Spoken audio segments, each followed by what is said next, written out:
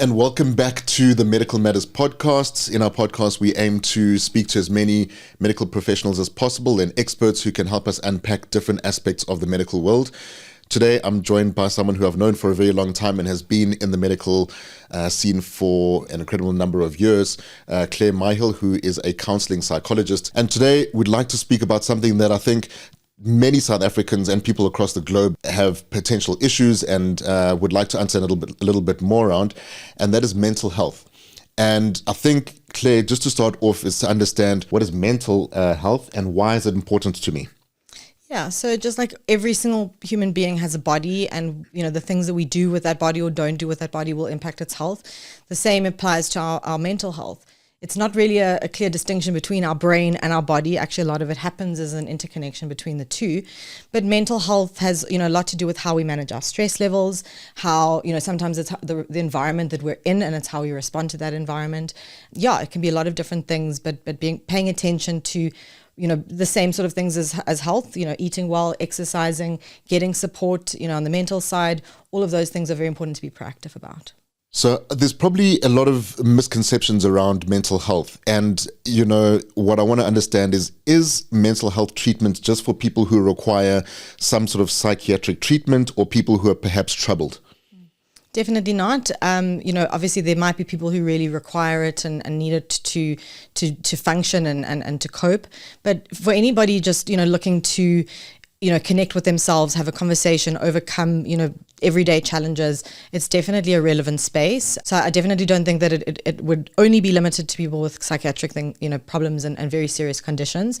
Anyone could benefit from being mindful of their mental health. So as South Africans, we come from a place where we've got multiple backgrounds, religions, cultures, ethnicities, languages. And so with that comes a whole level of complexity around mental health. And what does mental health look like for South Africa and South Africans? And how do we navigate this, minefield of so many different aspects of culture, race, ethnicity?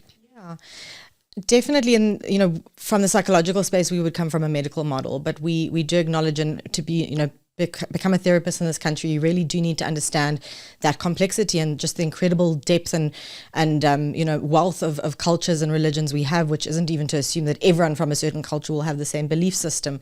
We live in a very, very complex society, and that can create tensions and a lot of problems. But I think what it really is about is understanding somebody in their own context and understanding how they might be aligning or misaligning with their own context and community and support system, and helping them to reconnect and find a way to live their life as meaningfully as possible, as relevant to their deep core belief system and values, just being very, very mindful of our history and everything that we've gone through to get to this point as a nation. So we hear this phrase psychotherapy, and I think there's a lot of misunderstanding of what it actually means and why it's required. So maybe if you can just help us understand what psychotherapy is and what is the point of it at the end of the day.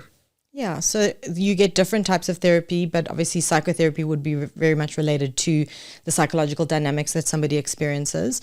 So yeah, very much it can be different things. It can be a psychologist, it can be, psychiatrists also do offer it, but really, two main approaches we take. We either do a top-down, like more talk therapy, where we really want to unpack and understand and help somebody get to the bottom of something and their challenges and learn how to do the things differently.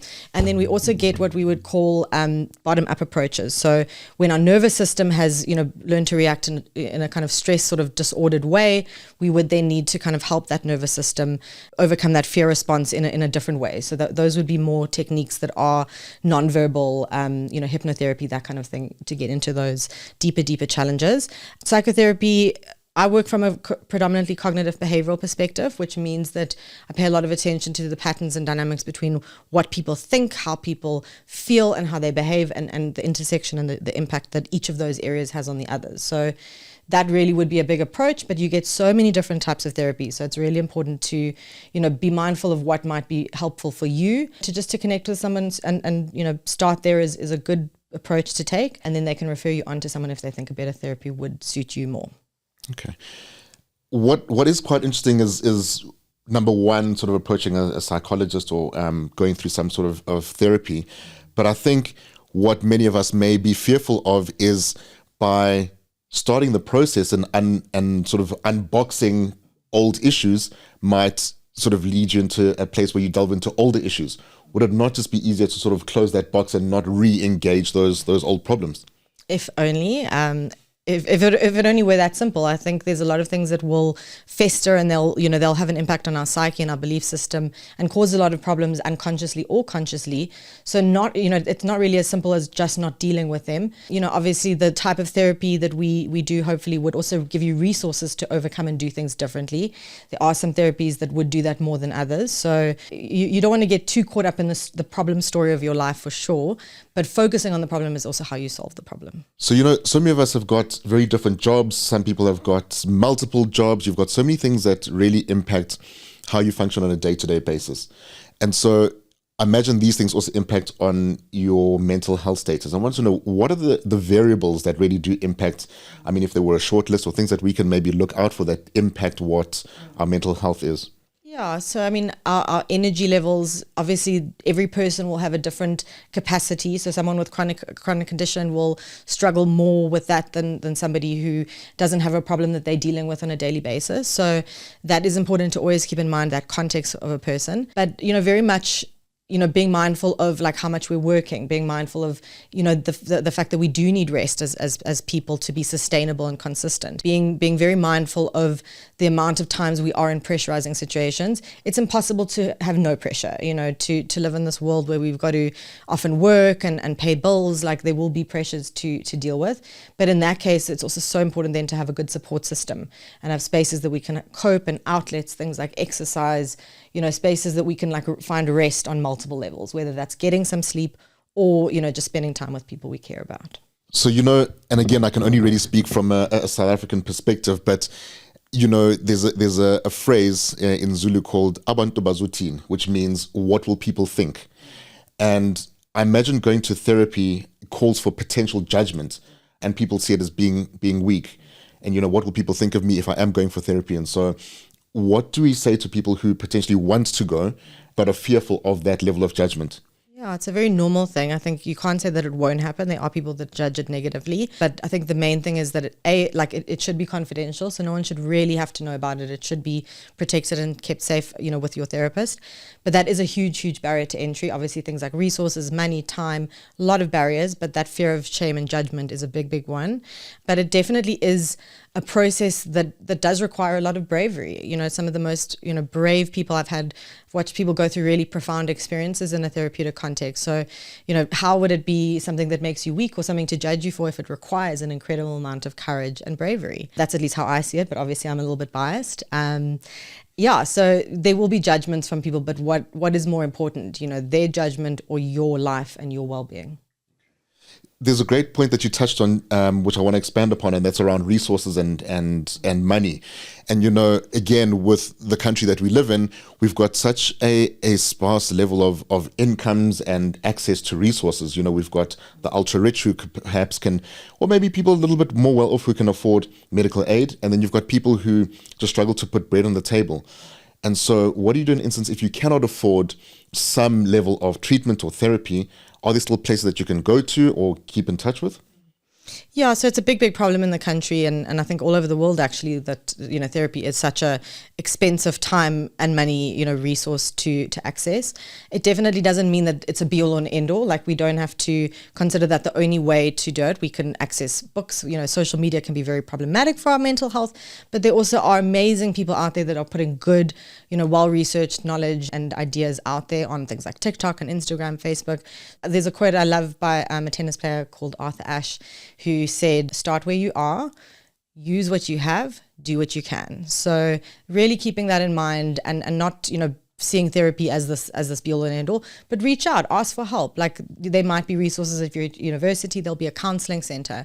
At the absolute worst case, there are free resources like SADAG. I know that you'd still have to have obviously the access to phones. So yeah, we definitely do need to do so much more to uplift more people economically so that they are able to access more of these resources. But yeah, libraries, there'll be books, like whatever you possibly can to do. But at the end of the day, just to have people that you can talk to, just to have a support system and people who can share the load and share the burdens mutually is probably the most critical thing we can do for ourselves. Okay. I think for the most part, the conversation's been very much around assisting yourself and finding the resources and somehow finding a balance within your life. But what if you're in a situation where it's a friend or a friend of a friend who you can see is somewhat troubled and requires a bit of help? How can we sort of hold their hand and take them to a place where, or sort of direct them to you without them, one, being offended, and two, doing it in a sort of safe way where they don't feel judged or nervous to then continue this process? Yeah, I think it's a very important thing, because sometimes people feel like they are flying under the radar. No one sees the pain that they're dealing with. Sometimes we don't even know we're in as much pain. We can be burnt out and not even actually realize we're at that point. So having people around us to kind of, call attention to those things can be very important. But I think the most important way we can do it is to not try and fix them, to just be there to love them, to be kind of unconditionally supportive of them, not necessarily their behavior, but trying to give them a space to have their emotions be heard, that knowing when it's okay to not be okay, and hearing that message consistently is probably going to be more helpful than having someone try and fix whatever it is. And I think that at the end of the day, like, someone has to take that option for themselves. Like, we can't empower somebody else. We can only help them find the resources and the solutions. They've got to empower themselves. But I think that, finding that balance between the love and the support, but also then accountability, because sometimes people can really slip into dark holes and become their own worst enemy. And having someone who loves us enough to say, not on my watch, I love you enough, I love you too much to see this get worse and perpetuate itself, and finding, supportive ways to go about it is really the critical thing, so that they can get out of that victim mindset if that's what's going on. So we've covered a lot in terms of seeking counsel and going to therapy, and perhaps even taking a friend or someone who's in need of some sort of care. Where is the space for, I guess, pharmaceuticals or actual medication and drugs within the mental health space? Yeah, I was mentioning earlier that dynamic between like the thoughts we have, the way we feel, and the way we behave. The quickest way, to change those patterns in terms of feelings is often with medication. So that's the quickest way to change someone's chemistry or mood. It's not necessarily a long-term lasting way. Obviously, like when it dies down, you won't necessarily have lasting solutions. So working on the thinking and the cognitive elements, working on changing our behavior, those are often more long-term beneficial kind of effects. But for the initial context and stress somebody's dealing with, sometimes having something to take, like an antidepressant or an anti-anxiety medication, etc., depending on what the problem is, can be a very helpful way to contain the problem. I like to use an example of like a soldier in a battlefield. If you get shot in the leg, you will need to do surgery at some point and get that bullet out. You will need to go through a deeper procedure at a later stage, but you first got to get the person off the battlefield, contain them, get a bandage on that wound and put pressure on, and that's often what the medication can be for. So it's just very important to be mindful of that balance, because in the long run, sometimes medication can become another risk. It can be things that people become dependent on. If we look for any kind of external solution, we become at risk of avoiding dealing with the discomfort and the emotions that we are experiencing. So, having that medication can be a very helpful solution sometimes, but we don't want to become over-reliant on it. And we want to find lasting solutions in terms of our thinking and behavior. Brilliant. Well, yeah, thank you so much.